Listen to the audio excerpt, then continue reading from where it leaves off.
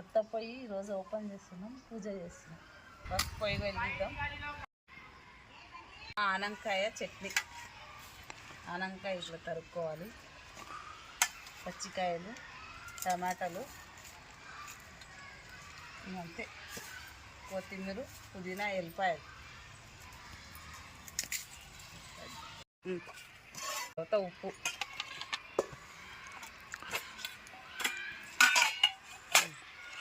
పసుపు, జీలకర్ర, మెంతియాలు, పోపులకు ఆవాలు, మినపప్పు, ఎండుమిరపకాయలు. కట్టెల పొయ్యి మీద గిన్నె పెడితే మసి బాగా పడుతుంది కదా. మసి పోవాలంటే మన్ను పెట్టాలి.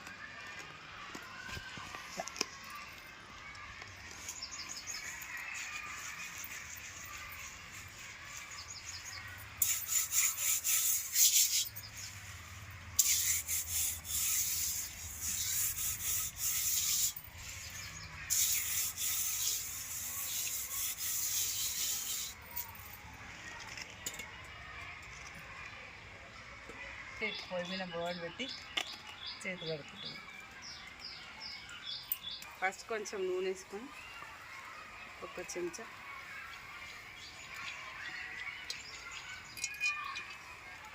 నూనె వేసుకొని పచ్చిమిరపకాయలు వేసుకోవాలి. ఇట్లా ఇప్పుకొని వేసుకుంటే చిట్లకుండా ఉంటుంది మీద. ఇట్లా ఒకసారి కలుపుకోవాలి. పచ్చిమిరపకాయలు వేసుకున్న తర్వాత కొంచెం జీలకర్ర వేసుకోవాలి.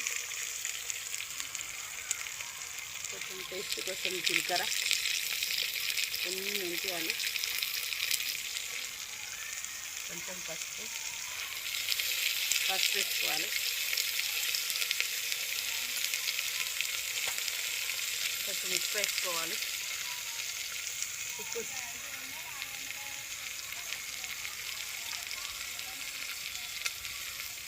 ఎల్లిపాయలు వేసుకోవాలి.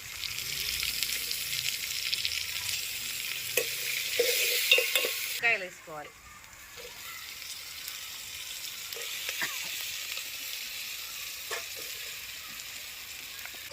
మాతోటి అన్నం చేసుకుని మూత పెట్టుకొని కొంచెం దమ్ము చేసుకోవాలి. ఉడకబెట్టాలి మెత్తగా. ఇట్లా మధ్యలో కలుపుకోవాలి అడగంటకుండా. చింతపండు వేయాలి కొంచెం, ఉసిరికాయ అంతా, ఒక 2 టమాటాలు, వేసి కొంచెం వాటర్,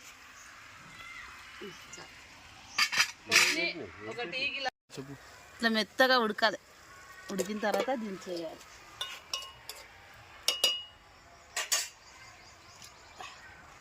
ఇప్పుడు దించి పల్లీలు వేయించుకోవడానికి పెంక పెట్టుకో.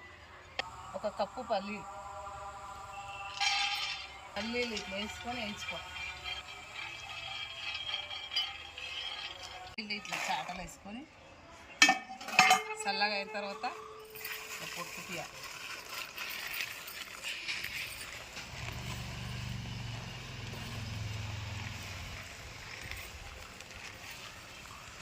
ఇదంతా పొట్టు పడుతుంది. తర్వాత పొట్టు చేయాలి.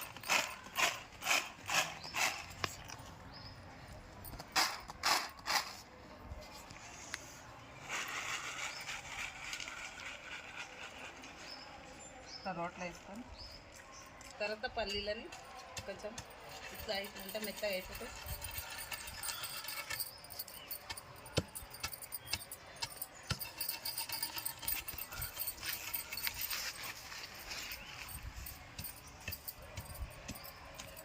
కొన్ని ఆనంకాయలు వేసుకున్నాం కదా ఉడికేటప్పుడు, కొన్ని మళ్ళీ ఇట్లా పచ్చి వేసుకుంటే స్మెల్ బాగుంటుంది.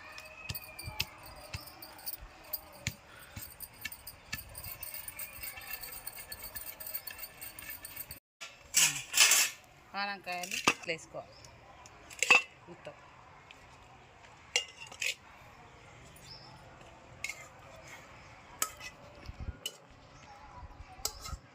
అంతా ఒకటేసి వేసుకోవాలి.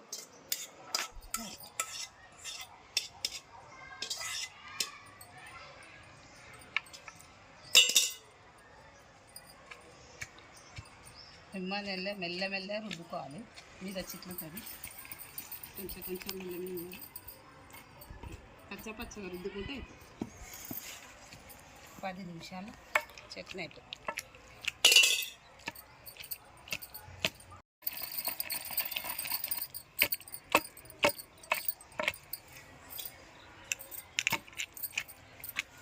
మిక్సీలాగా మెత్తగా రుద్దుకోకుండా ఇట్లా కచ్చపచ్చగా నూరుకుంటే టేస్ట్ బాగుంటుంది. కచ్చ చట్నీ పోసి పెట్టుకుందాం. ఇదే గిన్నె మంచిగా కొన్ని నీళ్ళు పోసుకొని కడుక్కొని పెట్టుకుంటే అయిపోయాయి. ఊకే అన్ని గిన్నెలు నల్లగా అవుతాయి, అందుకే ఒకటే గిన్నె చేయాలి. తర్వాత కొంచెం నూనె వేసుకొని ఒక చెంచా, చాలా ఒక్క చెంచా వస్తుంది, కొంచెం జీలకర్ర, కొంచెం ఆవాలు, కొంచెం మినపప్పు, శనగపప్పు, 2-3 ఎండుమిర్చి, కొంచెం ఉల్లిపాయ వచ్చినాక ఎండుమిరపకాయ వేసుకోవాలి. మాడిపోతుంది నల్లగా.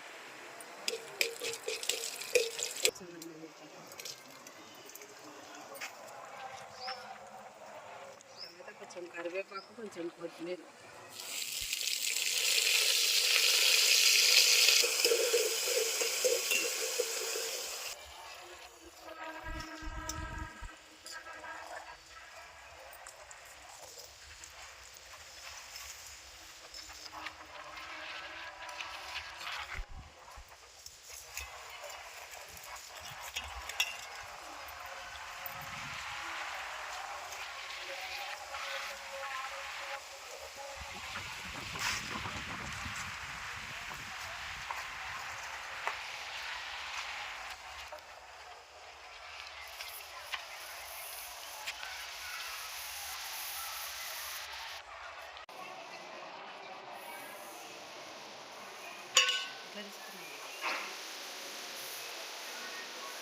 బాగుంది. పుల్లగా కారం కారంగా బాగుంది.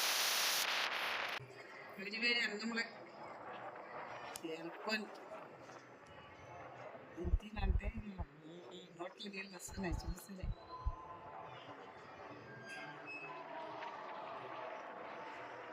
బాగుంది.